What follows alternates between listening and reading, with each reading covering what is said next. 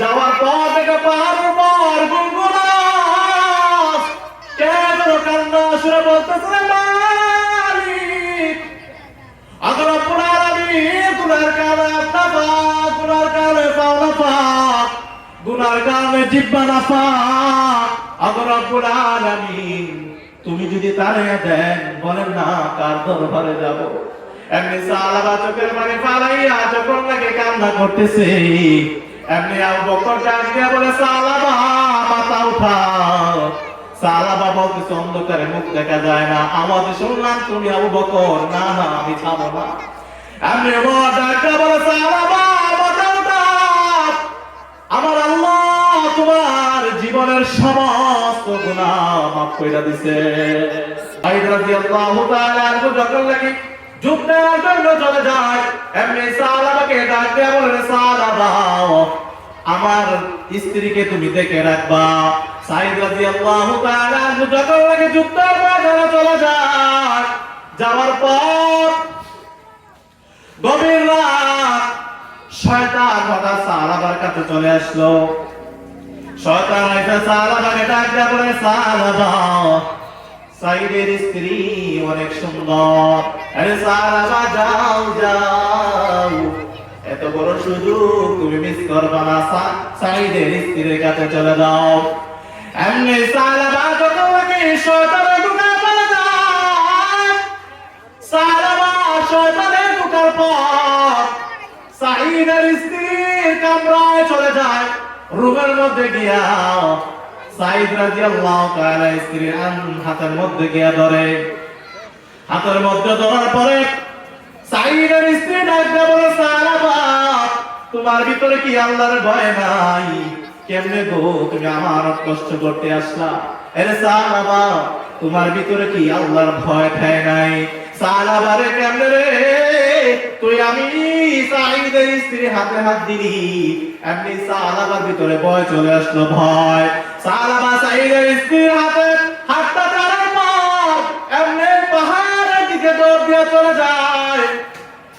যাওয়ার পর 2 দিন পরে সাইদ যখন নাকি বাড়িতে আসে, সাইদ এসে তার স্ত্রীকে বলতেছে আমার ভাই সালাবা কোথায়? সাইদের স্ত্রী ডাকতে বলে তোমার ভাই সালাবা। এই কাজ করার পরে সে নাকি দৌড়ে পাহাড়ের মধ্যে চলে যায়। আজকে 2 দিন হয় সালাবা একটা বারের জন্য বাড়িতে আসে না। আমি সাইদ রাদিয়াল্লাহু তাআলা আনহু সালাবাকে খুঁজার জন্য পাহাড়ের দিকে চলে যায়। গিয়া দেখে সালাবা সেজদার অবস্থায় কান্নায় পড়ে আছে। এমনি ডাকটা বলে সালাবা আয় আয় বাড়ির মধ্যে চলে আয়। সালাবা ডাক দিয়া বলে সাইদ আমি সালাবা তো বড় গুনাহ করলাম, আমি সালাবার মনে হয় কোনদিন মাফ হবে না। আরে সাইদ যাও যাও, আমি আমার মুখটা মদিনার মানুষদেরকে দেখাতে পারবো না। আমি সাইদ রাদিয়াল্লাহু তাআলা বলেন সালাবা চিন্তার কোনো কারণ নাই, আসো আসো নবীজির দরবারে যাই। এমনি সালাবা ডাক দিয়ে বলেন নবীজির কাছে যদি যাই নবী আমাকে মাফ করবে কিনা? এমনি সাইদ ডাক দিয়ে বলে সালাবা আগে তো চলো নবীজির দরবারে যাই। এই জন্য কিছু করবে সালাবা বলছে ঠিক আছে আমি এমনি মদিনায় যাব না। আরে সাইদ আমি সালাবা হাতে পায়ের মধ্যে রশি লাগাও, হাতে পায়ে রশি লাগাইয়া আমি সালাবাকে টেনে হেসে মদিনায় নিয়ে যাও। সালাবার কথা অনুযায়ী সাইদ যখন লাগি সালাবার কথা অনুযায়ী সালাবার হাতে পায়ে রশি লাগাইয়া মদিনার দিকে নিয়ে যাচ্ছে।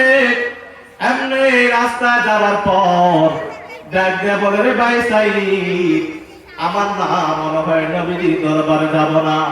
এ সাইদ আমাকে নিয়ে চলো আলীর দরবারে, দেখি আলী আমাকে মাফ দেয় কিনা। এমনি যখন নাকি আলী রাদিয়াল্লাহু তাআলা আনহু দরবারে যায়, আলী রাদিয়াল্লাহু তাআলা আনহু দরবারে যায় আলী ডাক দিয়ে সালাবা কেমনে রে এত বড় খারাপ কাজ করলি? অপর ব্যক্তির বউয়ের হাতে কেমনে তুমি হাতটা দিয়ে দিলা, যাও যাও, আমি আরে তোমাকে মাফ করতে পারবো না। এমনি সারা রাস্তা আসার পর ডাকতে সাইদ আমাকে নিয়ে চলো উসমানের দরবারে। উসমান রাদিয়াল্লাহু তাআলা দরবারে যাওয়ার পর উসমান রাদিয়াল্লাহু তাআলা তাকে তাড়াইয়া দেয়। রাস্তায় আসার পর ডাকতে বলে সাইদ চলো না আমরা উমরের দরবারে যাই। উমরের দরবারে যাওয়ার পরে উমর ডাকতে বলে সালাবা কেমনে গো তুমি এত বড় খারাপ কাজটা করলা? আরে সালাবা আমি উমর তোমাকে মাফ করতে পারবো না। সালাবা রাস্তা আসার পরে ডাকতে বলে সাইদ আলীর দরবারে গেলাম, উসমানের দরবারে গেলাম, উমরের দরবারে গেলাম, চলো না আমরা আবু বকরের দরবারে যাই। আবু বকরের দরবারে যাওয়ার পর আবু বকর যখন নাকি তাকে তাড়িয়ে দেয়, তাড়ানোর পর যখন নাকি রাস্তায় চলে আসে, রাস্তা আসার পর এমনি সাইদকে ডাক দিয়ে বলে সাইদ ঘুরে ঘুরে দেখলাম আলী তাড়িয়ে দেয়, উসমান তাড়িয়ে দেয়, উমর তাড়িয়ে দিল, আবু বকর তাড়িয়ে দেয়। আরে সাইদ চলো না নবীজি দরবারে যাই। নবীজি দরবারে যাওয়ার পর নবীজি যখন বিষয়টা শুনলেন, শোনার পর নবীজি রাগে সারা শরীর রাগে লাল হয়ে গেল। ডাক দিয়ে বলতেছে সালামা কেমন রে এত বড় কাজ তুমি করে ফেললা? ওরে সালাবা মাফ দেওয়ার মালিক আল্লাহ, আমি নবীজি তোমাকে কিছুই করতে পারবো না। যখন নাকি সালাবা এই কথা শুনলো, নবীজি তাকে দৌড় করে তাড়িয়ে দিল। রাস্তার মধ্যে আসার পর দেখতে বলে সাইদ ঘুরে ঘুরে দেখলাম আলী আমার উপরে খুশি না, উসমান আমার উপরে নারাজ, উমর আমার উপরে নারাজ। আরে সাইদ আবু বকর নরম দিলের মানুষেও আমার উপরে নারাজ। শুধু তাই না রাহমাতুল লিল আলামিন বিশ্ব নবী পর্যন্ত আমি সালামার উপরে নারাজ। আরে সাইদ আমার এই মুখটা আমি কাউকে দেখাতে পারবো না, আমার এই মুখটা কাউকে দেখাবো না। আরে সাইদ আমার সালামার হাতে পায়ে রশিটা খুলে দাও।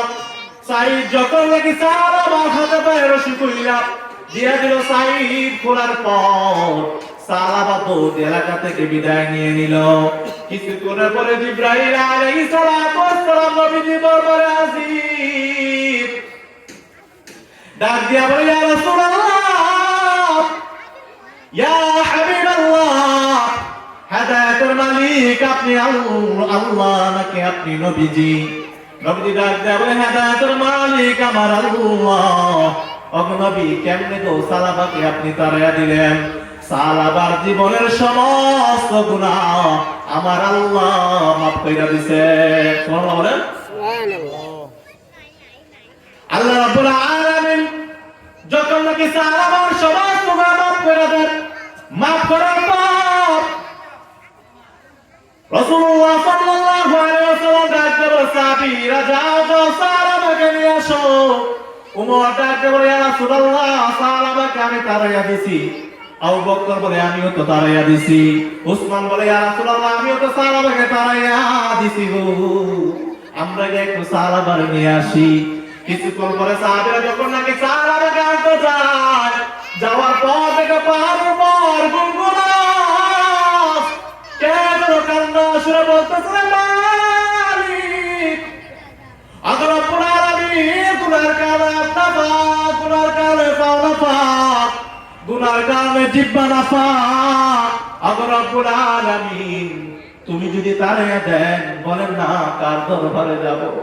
এমনি সালাবা চোখের পানি ফালাইয়া যখন নাকি কান্না করতেছে, এমনি আবু বকর ডাক দিয়া বলে সালাবা মাথা উঠাও। সালাবা বলতেছে অন্ধকারে মুখ দেখা যায় না, আওয়াজ শুনলাম তুমি আবু বকর, না না আমি যাবো না।